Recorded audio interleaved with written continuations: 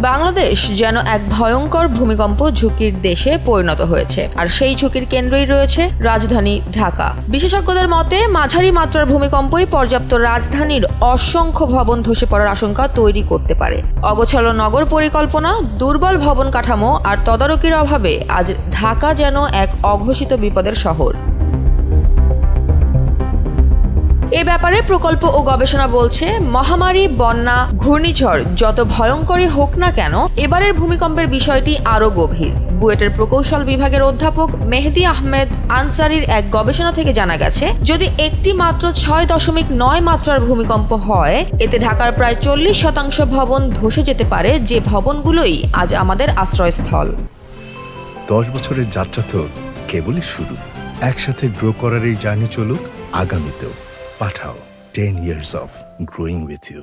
বিশেষজ্ঞরা বলছেন, মধুপুর ও Sylhet font zone আজও সক্রিয়। কোনো এক সময়ে শক্তিমুক্ত হলে ঢাকার মধ্যান্তিক অবকাঠামোর পুরো সিস্টেমই ধসে পড়তে পারে। এতে শুধু ভবন নয়, রাস্তাঘাট, বিদ্যুৎ, হাসপাতাল, এমনকি যোগাযোগ ব্যবস্থা সহ সবকিছুই বিপন্ন হয়ে যাবে।